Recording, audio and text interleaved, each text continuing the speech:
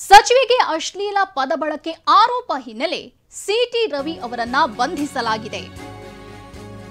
ಲಕ್ಷ್ಮಿ ಹೆಬ್ಬಾಳ್ಕರ್ ಅವರ ವಿರುದ್ಧವಾಗಿ ಅಶ್ಲೀಲ ಪದ ಬಳಕೆ ಮಾಡಿರುವ ಆರೋಪದ ಹಿನ್ನೆಲೆಯಲ್ಲಿ ಸಿಟಿ ರವಿ ಅವರನ್ನ ಬಂಧಿಸಲಾಗಿದೆ. ಸುವರ್ಣಸೌಧದಲ್ಲೇ ಸಿಟಿ ರವಿ ಅವರನ್ನ ಪೊಲೀಸರು ಬಂಧಿಸಿದ್ದಾರೆ.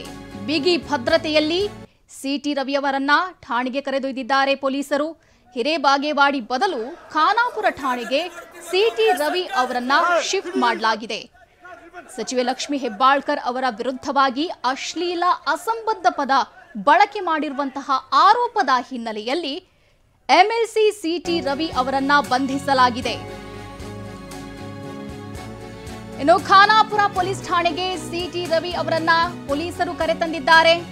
ನಂದಗಡ ಬದಲು ಖಾನಾಪುರ ಠಾಣೆಗೆ ಪೊಲೀಸರು ಸಿಟಿ ರವಿ ಅವರನ್ನ ಶಿಫ್ಟ್ ಮಾಡಿದ್ದಾರೆ.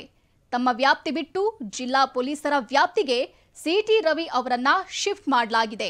ಖಾನಾಪುರ ಪೊಲೀಸ್ ಠಾಣೆಗೆ ಇದೀಗ ಸಿಟಿ ರವಿ ಅವರನ್ನ ಪೊಲೀಸರು ಕರೆತಂದಿದ್ದಾರೆ. ನಂದಗಡದ ಬದಲು ಅಂದ್ರೆ ಈ ಹಿಂದೆ ನಂದಗಡ ಪೊಲೀಸ್ ಠಾಣೆಗೆ ಅವರನ್ನ ಕರೆತರಲಾಗುತ್ತೆ ಅಂತ ಹೇಳಲಾಗಿತ್ತು.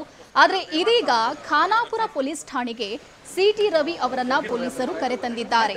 ತಮ್ಮ ವ್ಯಾಪ್ತಿಯನ್ನ ಬಿಟ್ಟು ಜಿಲ್ಲಾ ಪೊಲೀಸರ ವ್ಯಾಪ್ತಿಗೆ ಸಿಟಿ ರವಿ ಅವರನ್ನ ಶಿಫ್ಟ್ ಮಾಡಲಾಗಿದೆ. ಇದು ಸುವರ್ಣಸೌಧದಲ್ಲೇ ಎಂಎಲ್ಸಿ ಸಿಟಿ ರವಿ ಅವರನ್ನ ಪೊಲೀಸರು ಬಂಧಿಸಿರುವಂತದ್ದು. ಅಲ್ಲಿಂದ ನೇರವಾಗಿ ಖಾನಾಪುರ ಪೊಲೀಸ್ ಠಾಣೆಗೆ ಸಿಟಿ ರವಿ ಅವರನ್ನ ಕರೆತರಲಾಗಿದೆ.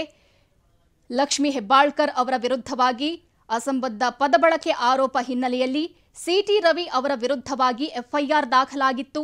ಆ ನಿಟ್ಟಿನಲ್ಲಿ ಪೊಲೀಸರು ಸುವರ್ಣಸೌಧದಲ್ಲೇ ಸಿಟಿ ರವಿ ಅವರನ್ನ ಬಂಧಿಸಿದ್ದಾರೆ.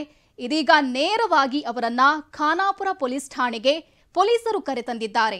ಈ ಹಿಂದೆ ನಂದಗಡ ಪೊಲೀಸ್ ಠಾಣೆಗೆ ಅವರನ್ನ ಕರೆತರಲಾಗುತ್ತೆ ಅಂತ ಹೇಳಲಾಗಿತ್ತು. ಆದರೆ ಕೊನೆ ಕ್ಷಣದಲ್ಲಿ ಅವರನ್ನ ಇದೀಗ ಖಾನಾಪುರ ಪೊಲೀಸ್ ಠಾಣೆಗೆ ಶಿಫ್ಟ್ ಮಾಡಲಾಗಿದೆ. ಅಂದ್ರೆ ತಮ್ಮ ವ್ಯಾಪ್ತಿಯನ್ನ ಬಿಟ್ಟು ಜಿಲ್ಲಾ ಪೊಲೀಸರ ವ್ಯಾಪ್ತಿಗೆ ಸಿಟಿ ರವಿ ಅವರನ್ನ ಶಿಫ್ಟ್ ಮಾಡಲಾಗಿದೆ.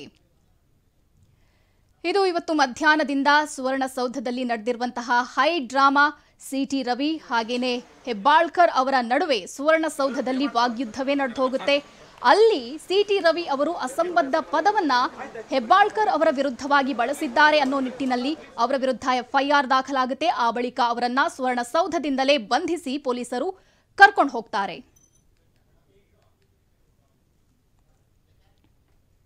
ಬೆಳಗಾವಿಯ ಸುವರ್ಣಸೌಧದಲ್ಲಿ ಇವತ್ತು ಹೈ ಡ್ರಾಮಾವೇ ನಡೆದು ಹೋಗಿದೆ. ಸಿಟಿ ರವಿ ಹಾಗೇನೆ ಲಕ್ಷ್ಮಿ ಹೆಬ್ಬಾಳ್ಕರ್ ಅವರ ವಿರುದ್ಧವಾಗಿ ಸಿಟಿ ರವಿ ಏನೋ ಅಸಂಬದ್ಧ ಪದ ಬಳಕೆ ಮಾಡಿದ್ರು. ಆ ನಿಟ್ಟಿನಲ್ಲಿ ಅವರನ್ನ ಬಂಧಿಸಲಾಗಿದೆ. ಸದ್ಯಕ್ಕೆ ಅವರನ್ನ ಖಾನಾಪುರ ಪೊಲೀಸ್ ಠಾಣೆಗೆ ಕರ್ಕೊಂಡು ಹೋಗಲಾಗಿದೆ. ಇನ್ನು ಸುವರ್ಣಸೌಧದಲ್ಲೇ ಸಿಟಿ ರವಿ ಅವರನ್ನ ಬಂಧಿಸಿ ಪೊಲೀಸರು ಕರ್ಕೊಂಡು ಹೋಗಿದ್ದಾರೆ. ಅಸಂಬದ್ಧ ಪದ ಬಳಕೆ ಹಿನ್ನೆಲೆಯಲ್ಲಿ ಅವರ ವಿರುದ್ಧವಾಗಿ ಎಫ್ಐಆರ್ ದಾಖಲಾಗಿತ್ತು. ಆ ನಂತರದಲ್ಲಿ ಅಂದ್ರೆ ಇವತ್ತು ಸಂಜೆ ಹೊತ್ತಿಗೆ ಹೆಬ್ಬಾಳ್ಕರ್ ಅವರ ಬೆಂಬಲಿಗರು ಕೂಡ ಆಕ್ರೋಶವನ್ನ ವ್ಯಕ್ತಪಡಿಸಿದ್ರು. ಸುವರ್ಣಸೌಧದ ಹೊರಗಡೆ ಪ್ರತಿಭಟನೆಯನ್ನು ಕೂಡ ನಡೆಸಿದ್ರು. ಆ ಬಳಿಕ ಸಿಟಿ ರವಿ ಅವರ ಕಾರಿಗೆ ಮುತ್ತಿಗೆ ಹಾಕುವುದಕ್ಕೂ ಕೂಡ ಪ್ರಯತ್ನವನ್ನ ನಡೆಸಲಾಗಿತ್ತು. ಏನು ಈ ಬಗ್ಗೆ ಲಕ್ಷ್ಮಿ ಹೆಬ್ಬಾಳ್ಕರ್ ಅವರು ಮಾತನಾಡಿದ್ದಾರೆ. ಏನ್ ಮಾತನಾಡಿದ್ದಾರೆ ಬನ್ನಿ ನೋಡೋಣ. ನನಗೆ ನೋವಾಗಿದೆ, ದಯಮಾಡಿ ನನಗೆ ನೋವಾಗಿದೆ, ನಾನು ಮತ್ತೆ ರಿಯಾಕ್ಟ್ ಮಾಡ್ತೀನಿ. ನಿಜವಾಗ್ಲೂ ಬಹಳ ನೋವಾಗಿದೆ. ಬಹಳ ಗಟ್ಟಿಗಿತ್ತಿ ಅಂತ ಇದ್ರು, ನನಗೆ ರಾಣಿ ಚೆನ್ನಮ್ಮ ಅಂತ ಇದ್ರು. ನೋವಾಗಿದೆ, ಇನ್ನೊಮ್ಮೆ ಮಾತಾಡ್ತೀನಿ.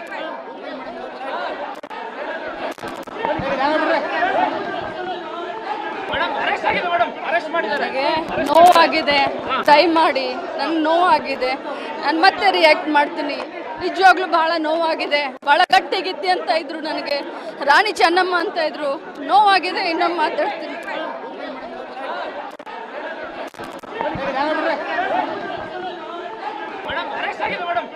ನನಗೆ